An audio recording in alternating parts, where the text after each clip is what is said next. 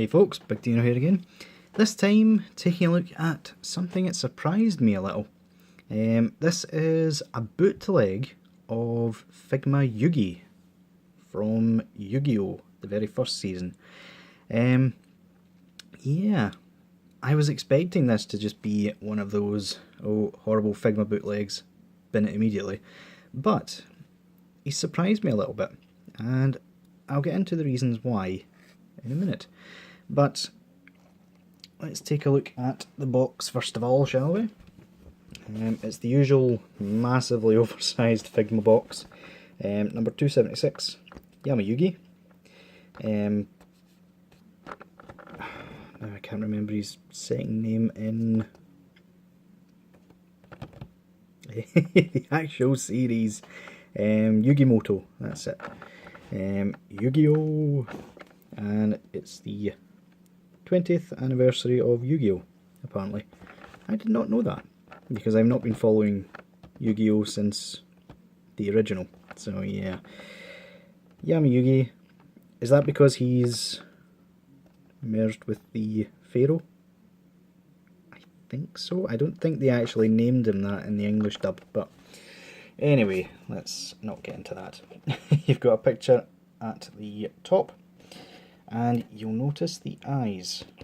Pay close attention to those, because they're going to come in useful later. And you've got some pictures of him at the back with some cool poses, and same at the bottom and same at the sides as well. But before it gets too much and I fix the background, let's bring Yugi back and take a look at his accessories. Now, he comes with a load of hands, as is usual for Figma. He's got 2 fist hands at the bottom. He's got 2 gripping hands, which are actually for gripping the Millennium Puzzle's chain. You've got a couple of pose hands, both the same hand though, which is why this one looks, looks a bit weird. Let's get him out of the way so that these can actually focus, shall we?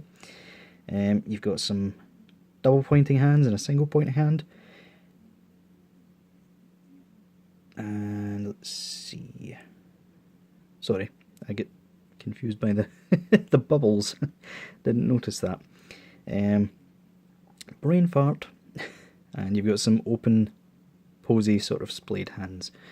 So yeah, quite good, and actually quite well moulded for once. You've got a replacement arm, sorry. This is the original one that comes with him. I've already replaced the arm, because I'm not going to pose him without his dual disc. The amount of force required to take this arm off was enormous, which is why I'm thinking this is actually quite a high quality bootleg. There's no loose joints, nothing's ripped as of yet, nothing's broke. There is one problem which I'll show shortly, but yeah, I was petrified of breaking him, but he's proved to be quite good so far. This is his alternate head, which is the stern face with the lines. It's quite well done. The only thing that lets it down, which the eagle-eyed amongst you will have already noticed from this one, is that unlike the real one, they do give you the eyes. They gave me 2 sort of side, looking off to one side, instead of one facing forward, unfortunately. But you don't really notice. What you do notice is the fact that they don't seem to pop in all the way. So they look quite deep inside his face, which is quite annoying.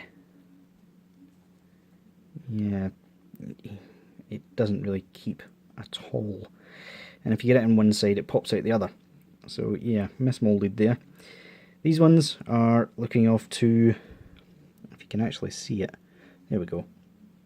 These ones are looking off a bit to that side, to the left.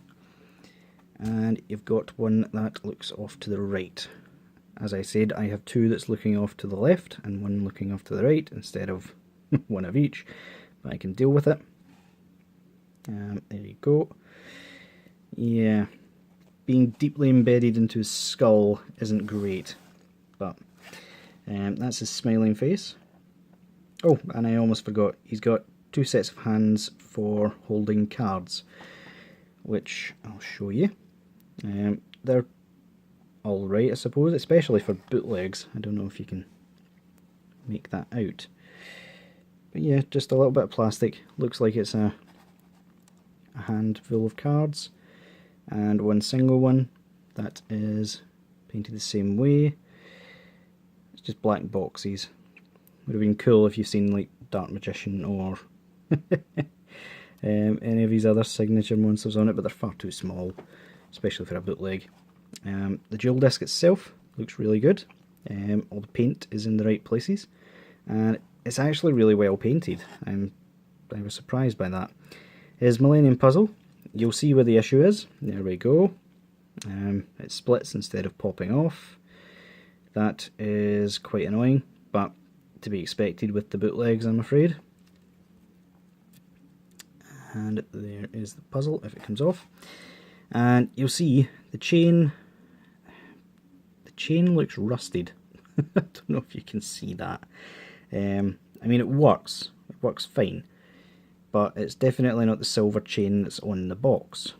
The puzzle itself is quite well painted actually. They've got all the lines there, and yeah, quite impressed again. And finally, accessory wise, yes, he does have a lot of them, as well as the stage, which I'll pop off here. He does have his jacket, and at this time he was using it as a cape. God knows how he managed to keep that on his shoulders, because there's no visible wires or string or anything holding it on. Dramatic effect, I suppose. Yeah, that doesn't really stay on once you've popped it off. That's really annoying. Unfortunate and annoying. So yeah, as I said, in terms of a bootleg, it's actually really well done, and nothing feels loose, nothing feels as if it's about to break, and nothing feels as if it's about to fall off, even the legs. Although the joints on the legs do look as if they're not quite right. They should really join these two instead of having a gap, but I can live with it.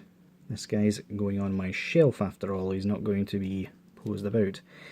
But yeah, it's really a really tight fit for the jacket, so I'm not actually going to take it off, I'm afraid, guys. In terms of swapping the faces, you pull off the yellow piece and you pop this off, although I'm not going to do that all the way because his eyes will fall everywhere and I'll never get them back. I'll never get it back in. So yeah, that works quite well. Looking at it, actually, those eyes seem to be going quite forward. Maybe they're just misprinted and they're a little bit to the left. Who knows? In terms of switching the hands, this is a bit tricky because... Come on. There we go. Just about. You can see, really tight fit. Really good fit, actually, for a bootleg. Usually they just tend to fall off. Yeah, so all the joints, apart from the neck peg, are fine. In terms of articulation, his neck can obviously move about, but I'm not going to risk it because it'll fall off again. His shoulder can go up about, let's show this side instead, shall we? Can go up that far. It does tuck in a little bit into the shoulder to give him more. He's got a bicep swivel, which is quite tight, which is good. He's got the Figma jointed elbow, which works quite well. The hinge ball joint sort of style at the wrist. He's got waist articulation, which is quite tight as well. And he's got feet. The only hindrance here, and I don't know if this is the same on the real one, but this piece sort of bumps against that, I don't know if the real one would have this as a soft sort of rubbery piece like the real Attack on Titans figure do, but it still gets decent range for what Yugi needs. I mean, he's never jumping about very much, is he? He does have thigh swivel, joints at the knee, which gets good range. They're not loose, and I think it's just a ball joint at the bottom. There's no toe articulation, but there isn't on the real one either. So yeah, guys, I think this is going to be sort of a first for Figma. Figma bootlegs, that is. In that, if you can't afford the real Yugi,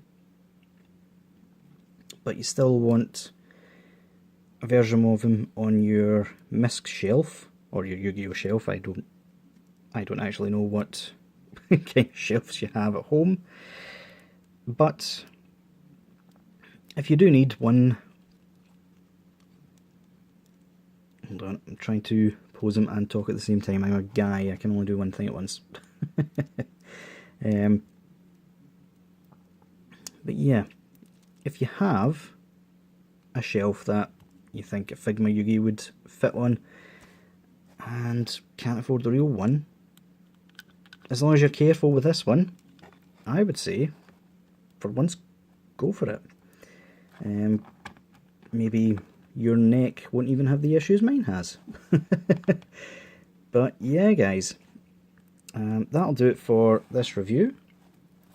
So until next time, I'll see you all later.